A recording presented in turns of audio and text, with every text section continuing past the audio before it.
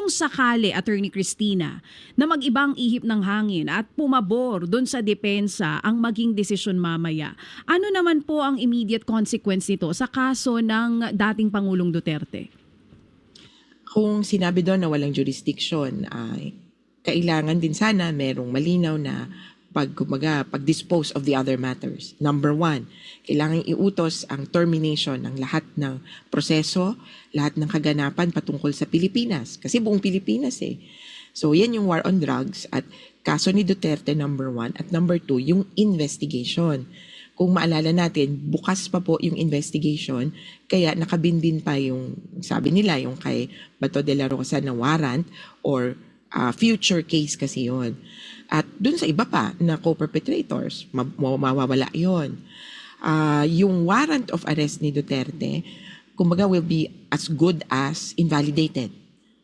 At sasabihin doon na palayain na siya. Of course, there has to be a specific statement as regards that, na I am ordering the release of Rodrigo Duterte and so forth.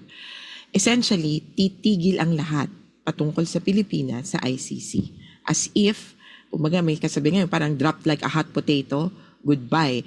Parang kaning inuluwa na mainit pa. Buong buo, wala na, goodbye, ayaw ko na yan. Oo, so ibig sabihin po, kung pumanig sa depensa yung magiging desisyon mamaya, maging yung kaso sa sinasabi na kay Senator Bato de la Rosa and other perpetrators, mabubura po lahat yon.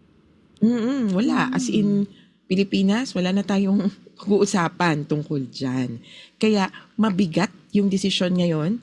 Kasi nga, kung hindi, di ba, ang laki nung effect. Pero mabigat din naman yung sa next week. Taken together, mga 2 linggo kaming abang na abang dito sa ICC. Kumbaga, hindi pa talaga tayo nakasisiguro kung ano talaga. Attorney, kung sakali man po na ang maging desisyon ay yes nga at pabor sa depensa, magtutuloy pa rin yung confirmation of charges next week? Eh, sinasabi na nga na walang jurisdiction? Hindi ba automatic Hindi dapat na. Wala? Yon, hindi na. Hindi So, na, wala ayun nang nga, kaya lang, aabangan. kaya lang may, kumbaga, kailangang sabihin ng chamber yung malinaw. Kapag sinabi niya lang, no jurisdiction, teka lang, parang, anong gagawin namin? Kailangan may to do. So, it's either in the same decision, nandoon yung termination of proceedings in the Philippines, or yung pre-trial chamber, kumbaga, taking cue from the lack of jurisdiction, sila yung mag-i-issue ng decision or order na, ganun pala, wala pala kaming jurisdiction. We will terminate the proceedings. We will dissolve the warrant of arrest, and so forth. So, kailangan lang kumbaga ng specific orders. Opo. And who will bring him home? The ICC will turn over, kung sakasakali, the ICC will turn him over to Philippine authorities na nagbigay sa kanila kay Duterte noon, essentially. Or Family. the person, the respondent, no? Or the person accused can go home on his own, no? Yan.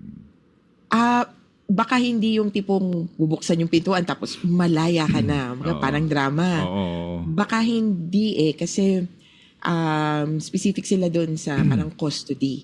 Okay. So, baka sa bansa ibigay or posibleng, depende sa arrangements, doon sa pamilya o kaya doon sa abogado. Opo. Na parang malinaw na turnover ko yan sa inyo. Yun. Kasi yun po yung magiging resulta nun. Ibubungan yan. Kapag walang jurisdiction, kumbaga, moot na yun, no? Yung kaso, definitely, wala nang basihan para magpatuloy pa yung kaso at palalayain ang dating Pangulo. Yun.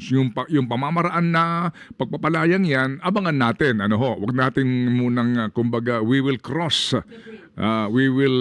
the wall kapag tayo'y dumating na sa puntong yon. Okay. Salamat na marami, attorney, at lahat tayo nakaantabay nga sa mangyayari mamaya at mangyayari next week. Thank you po.